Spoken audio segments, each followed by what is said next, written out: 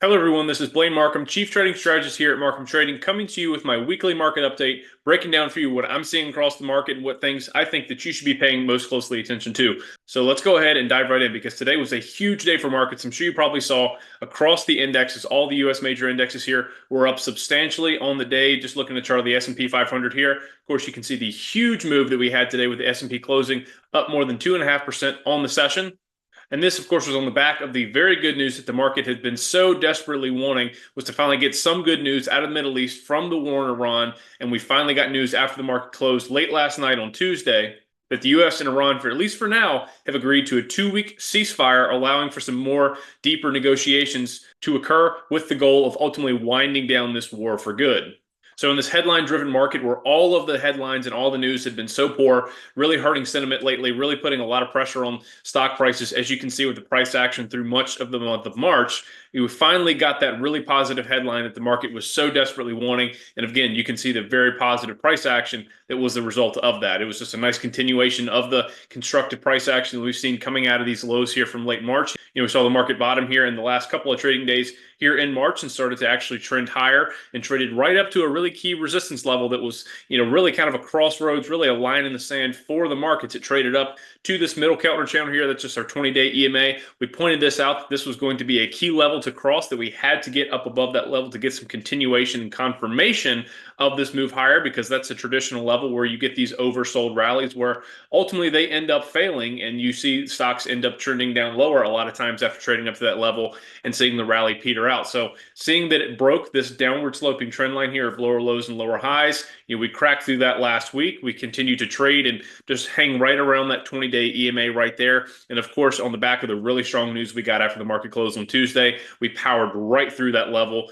And even more importantly than that, we actually crossed through several additional very key levels of resistance to the upside, which was incredibly encouraging to see. So as you can see, one really key one to be watching here is that this green line here, this is our 200-day moving average. This is the one that we actually took out midway through March, and really the market cruised right through it. It really did not even put up a significant level of support to the downside once we were trading down through it. So seeing the market retake that level, very quick recovery, powering right through it. You can see we actually closed well above the 200-day and also to our 50-day moving average, which is our red line here. We actually were able to scratch and claw and close above the 50-day moving average as well. So very encouraging signs here, seeing the index close back up above both of those levels on the back of this really strong news. And so while it's our opinion that we're probably likely not running back immediately to all-time highs here just in the next week or two, we probably have a little bit more work to do, probably a little bit of volatility on our hands, maybe chopping around at these levels.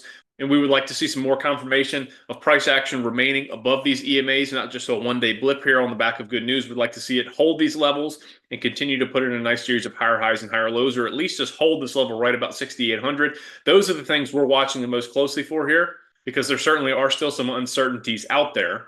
But all that said, the price action over the past week's worth of trading days has been incredibly encouraging, seeing this sharp recovery here in markets and seeing the S&P trade from its intraday low here back in March, call it right about 63.25, and now to have recovered now intraday all the way up to just about 6,800. That's a substantial move here in the S&P 500 index. That's a lot of ground covered very quickly. You can see that's resulting down here in our RSI trading up above the level of 80 here. So that's a very hot RSI reading. So, we've covered a lot of ground very quickly. We've crossed through some very key resistance levels now to the upside. So it'd be great to see those levels hold.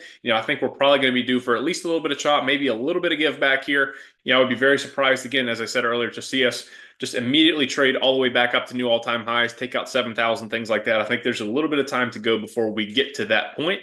But finally, we're starting to see some things break in favor of stock prices in the market, starting to see some very constructive price action once again here on our charts.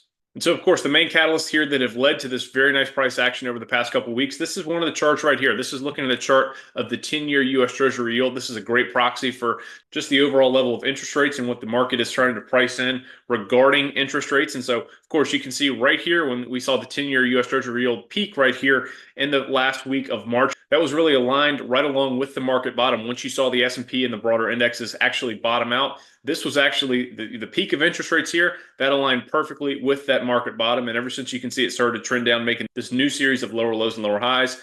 that has taken some pressure off of equity prices. This was a chart we were watching very closely because anytime you have a massive spike up in interest rates, as we saw through much of the month of March here, you can see this just very sharp trend higher in the 10-year U.S. Treasury yield. That's going to keep pressure on stocks, but now we're starting to see some of that pressure alleviate.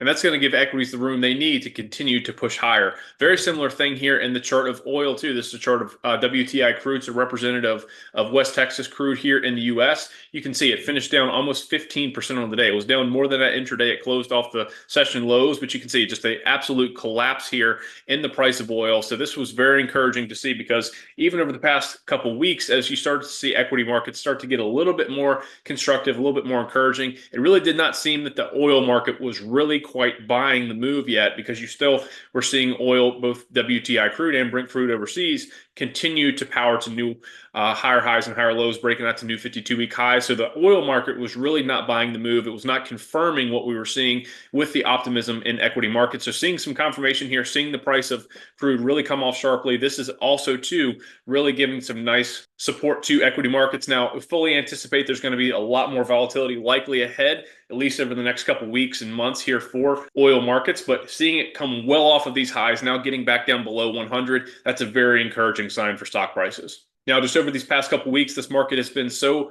primed for whipsaws. It's been driven almost primarily by headlines, and it was impossible to guess what the next headline was going to say. So it was a market that's been primed for big moves almost suddenly. And so anytime we get market environments like that, our guidelines tell us that, it's a best probably to not go ahead and overextend yourselves. You see volatility spiking. You're seeing large swings in stock prices, both up and down. These are really not the types of markets where it's often going to reward traders for going out and making huge bets, going and really overextending themselves in these types of markets. So we've actually remained rather cautious here in the past week regarding new trade setups because there was so much volatility baked into markets. Implied volatility was incredibly high. There was so much riding on the deadline regarding potential major escalation in Iran that expired on Tuesday.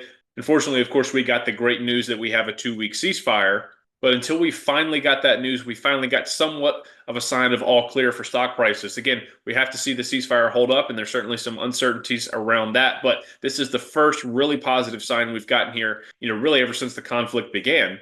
And so we had been making the active decision to not put any brand new trade alerts out there just because we did not want to get chopped up in this really choppy market. We didn't want to have the risk of getting whipsawed out of nowhere because the next headline or the next tweet, things like that, would be moving stock prices adversely against the position we had just put out. But now that we've finally gotten somewhat of a semblance of an all clear, see some very constructive action starting to build on the charts for equity prices. There are some very specific areas in the market where we're looking for brand new opportunities, and I want to go ahead and hop into those next for you. So here is the next chart that I want to look at here for you. And it's actually, this chart right here is of the SMH ETF. So this is one of the most well-known semiconductor ETFs here. Of course, you can see a substantial move higher. You can see it has started to, trend higher, bottomed here on March 30th. It's continuing to make a nice short-term series of higher highs and higher lows. And today's session had a monster move higher, very bullish trading action there, having a nice bullish hammer pattern there on the close. Is actually just shy of all-time highs where it's closed here today. Now, granted, the ETF has run substantially far here in just a little over a week's worth of trading days. We saw it bottom out here in the close of the 30th at 362.5. Now it's traded all the way north of 422.5 per share. So that is a huge move in just a handful of trading days. Would fully expect a little bit of chop likely here ahead in the next weeks to come. But nonetheless, this was one of the market leaders before the war in Iran broke out. Now that it seems we might be starting to move past this conflict and have the worst of it behind us here, this is an area where we're returning our focus to because we think that this can resume some leadership in the markets, and it's going to be one where we're going to be looking for some brand new trade setups for our Trade Alert Service members. So this is one of the primary areas we're focusing on and keeping it related to tech, but this is just a broader tech setup right here. This is actually one of the next charts I want to draw your attention to here is, of course, just, looking at the broader tech sector as a whole. So it's going to be this one here. This is the XLK chart, of course, the well-known tech sector ETF. Very similar price action here. Has not quite recovered just as much. I mean, of course, you can see that, broader tech sector here, a lot of the mega cap tech names in this ETF that really drive the performance, they had really been underperforming for much of the year, even heading in before the war in Iran broke out. So we saw that underperformance really magnify itself here, culminating in this large sell-off towards the back end of March. But you can see we've had a very sharp recovery. We traded intraday back here up to levels that we had not seen since January and early February from earlier this year. So we've had a substantial reversal here. It seems like the market is really starting to want to trade back into these large cap tech growth names here that the market has been so fond of over the past couple of years. So this has been a very substantial reversal and divergence from the recent price action. We can see this ETF has been able to actually clear several of our trend lines here that we like to follow. We haven't had a full trend line reversal yet on the actual buy signal, but it's one that we're watching very closely. We're going to be looking for brand new setups across the tech sector, primarily in the names that are really driving the performance here in this ETF. And then one final area where we're seeing some brand new breakouts here too is in this risk on move for the markets here in the past couple of days. And it's this right here. It's one that had been a substantial underperformer here year to date, had really been under a lot of pressure, and it is the financial sector here. So this is the XLF Financial Select Sector ETF. And this is one, and we've talked a lot about this here in recent weeks and have actually traded this to the downside in several different ways here over the past couple months. But this is one that has staged a very notable reversal here also too, really culminating with today's move, seeing XLF close up just about 2.6% on the day. And again, we have not seen a full trend line reversal here. We haven't seen the trend lines reverse to a buy signal quite yet. But again, this is a notable move off of these lows from late March. You can see it closed down here just below 48 bucks per share. And in today's trading, it's moved all the way up to just about $51.25 per share. That's a pretty substantial move here for the financial sector ETF. Starting to see some really constructive patterns break out in some of the major stocks in the financial sector. So again, this is an area where we're watching very closely. Again, it's run very far, very quickly. You can see that with a very overheated RSI down here. So we might be due for a little bit of give back here. It's covered a lot of ground here in the past week and a half. But again, these are the three top areas that we're watching for brand new opportunities. Should we continue to get some bullish confirmation in the trend in the broader markets and also in these specific areas, these are our primary areas of focus here in the weeks ahead. Now, to conclude this week's weekly market update, a couple things that are also on our horizon that we're watching out for very closely. I'm recording this video here in this market update on Wednesday after the market closed. So by the time you see this on Friday, this first event will actually have already passed. But one that we're watching very closely is the PCE inflation report. It's going to be the PCE and core PCE from February. So it's a little bit dated. It's a little bit out of date data. Certainly, the market's going to be a little bit more worried about inflation data moving forward here. But this is the Fed's preferred gauge of inflation. So certainly going to be a key macroeconomic data point to be watching out here for, certainly could have some effects on the market's inflation outlook and what that could also do to interest rates. So we're going to be watching that very closely here tomorrow during the trading session and what that effect is on the market. Also, too, another inflation report coming out on Friday, too. It's going to be coming out just before the market open. This is going to be the CPI report. Again, this one is actually going to be for March. The market is seemingly expecting that this is going to be a pretty hot inflation report here, largely driven by the very sharp increase in energy prices that we experienced in March. So we're going to be watching certainly for this additional very important inflation number that we're going to get in Friday's session and see how the market digests it and see what it does for inflation expectations moving forward.